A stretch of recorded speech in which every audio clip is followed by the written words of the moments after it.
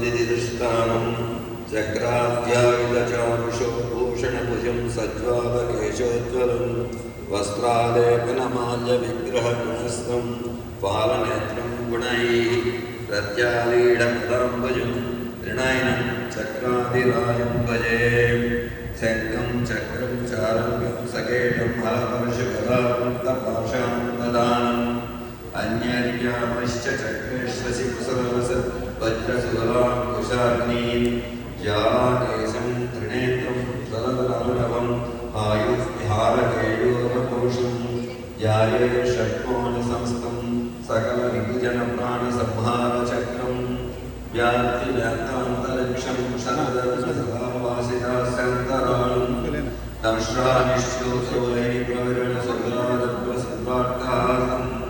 चन्द्रादिश्रीकृतं भूर्भुवस्वतं पाशतीर्थां कुशाख्यैः दोर्भिर्येकाक्षवेषं प्रणमतशिरसा विष्णुचक्राभिधानं ध्यायेत् चतुर्भुजं देवं शङ्खचक्रवराभयं ध्यायेत् सुदर्शनं वीरं सर्वकार्यार्थसिद्धये सुदर्शन नमस्तेस्तु नमस्ते शत्रुसंहर अर्चयाम्युपचारेण विष्णुरूपाय ते नमः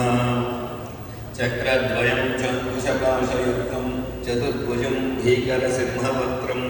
नेत्रत्रयालङ्कृतनिर्मलाङ्गं नमामि सौदर्शननारसिंहं शङ्खचक्रधरं देवं ज्वालाचक्रमयं हरिं रोगघ्नं परमानन्दं चिन्तितार्थप्रदायकं त्वत्पङ्कजे समासीनं ज्वालामयसुदर्शनं शङ्खचक्राम्बुजगदाभूषितं रोगनाशनं ध्यायेत् सौदर्शनं देवम् आत्मरक्षाकरं प्रभुं ज्वालमालापरीतज्जध्याये हृदयपङ्कजे ध्याये सुदर्शनं देवं खेदनं परविद्ययो सूर्यकोटिप्रतीकाशं ध्याये हृदयपङ्कजे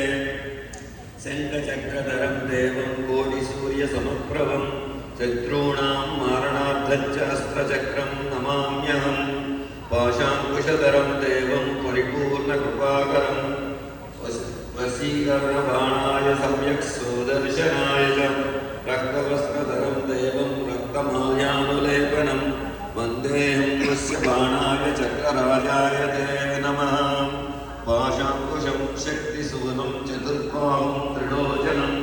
सम्मोहनकरं वरं ध्यायेत् सौदर्शनेत्रम् ईश्वरं सम्मोहनास्पराजाय नमः सौदर्शनाय च मोहनार्थं भजाम्यासु सम्मोहय जगत्त्रयं ज्वालमालानिभं देवं सहस्रकरसंयुतं शत्रुमारणकार्येषु भजे हृच्चक्रनायकम् आकर्षणकरं देवम् पाशाङ्कुशधरं हरिं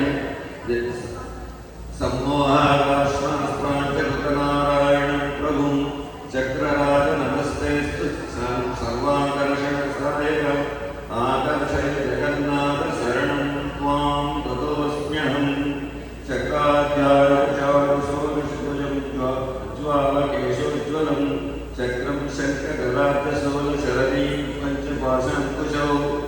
नुन्तं चर्महरं भुषुण्डि परशुभद्रं तथा कर्जरीं हेतुं षोडशजायं विभुहं श्रीचक्रराजं भजे